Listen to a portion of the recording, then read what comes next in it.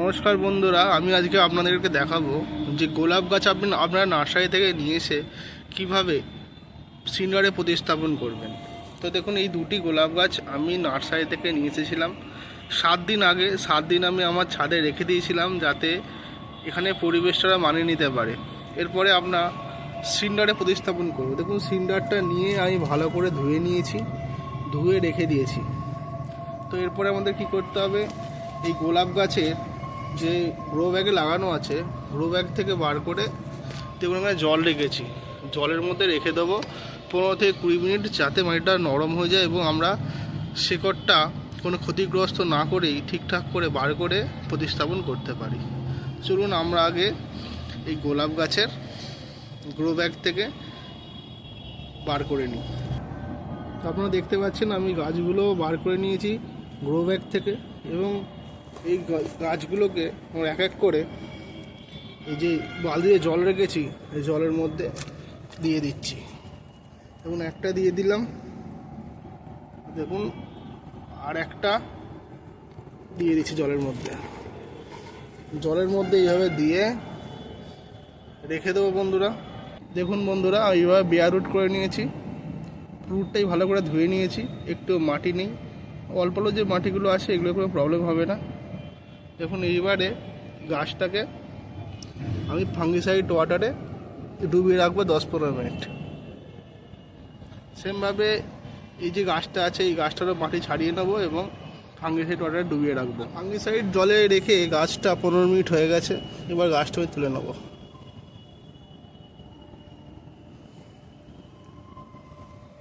তখন গাছ তুলে নিলাম, নিয়ে ভালো করে জলটা ঝারিয়ে নিয়ে আমি এখানে রুট হরমোন পাউডার রেখেছি কাটিংয়ের, এর মধ্যে শেকড়গুলোকে দিয়ে দেবো, ভালো করে মাখিয়ে নেব।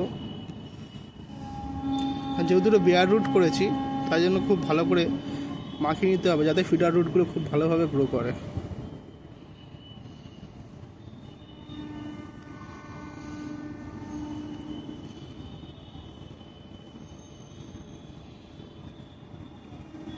দেখুন, এইভাবে খুব ভালোভাবে রুটের মধ্যে আমি লাগিয়ে নিলাম কাটিং নেট পাউডার। এবার এই গাছটিকে রেখে দিলাম, রেখে এবারে আমরা দেখুন 8 ইঞ্চি একটি টব নিয়েছি। দেখুন, টবের তলায় খুব ভালোভাবে ফুটো করা আছে যাতে ভালোভাবে জল বেরিয়ে যেতে পারে। এর মধ্যে যে সিন্ডারটা ধুয়ে রেখেছিলাম এই সিন্ডারটা এবার দেবো। এইভাবে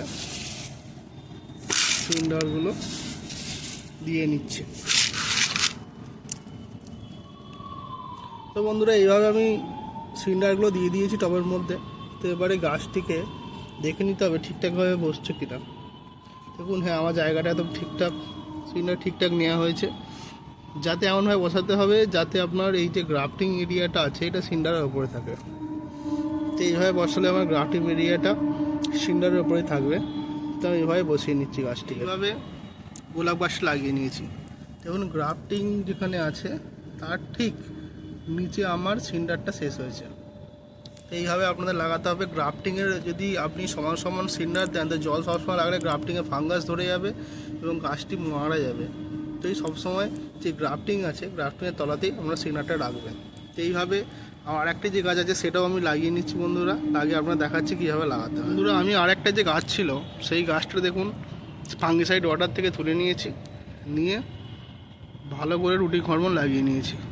এবারে আরেকটি 8 ইঞ্চির টব নিয়ে নিয়েছি আমি, তার মধ্যে গাছটাকে সেন্টারে রেখে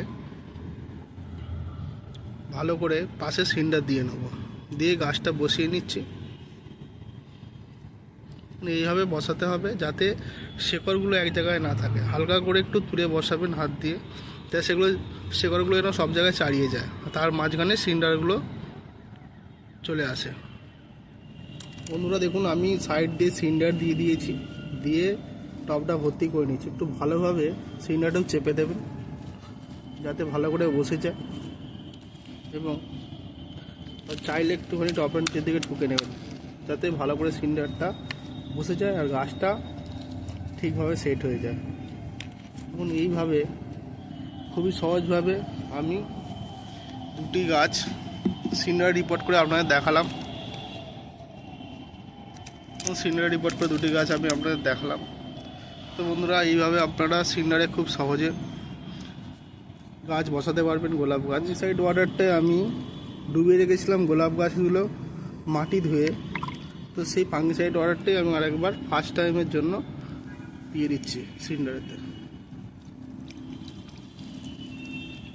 ভালোভাবে দিয়ে দিলাম, এই গাছটাতেও দিয়ে দেবো।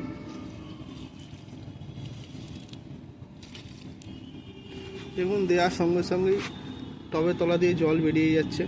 তো সিন্ডারে গাছ লাগালে এটাই সুবিধা বন্ধুরা, কখনোই শেকড় পচবে না।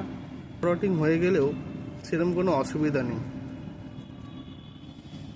বন্ধুরা। এবারে আমি গাছগুলোকে এমন জায়গায় রাখবো যেখানে ব্রাইট শেড আছে। দিনের জন্য আমি শেডে রাখবো এবং তারপরে ফুল সানলাইটে দিয়ে দেবো।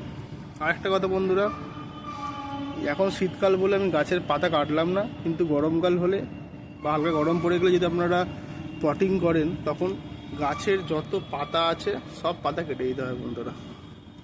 তো বন্ধুরা, যদি ভিডিওটা ভালো লেগে থাকে তাহলে শেয়ার করবেন, লাইক করবেন এবং আবার চ্যানেলটাকে সাবস্ক্রাইব করবেন। থ্যাংক ইউ বন্ধুরা।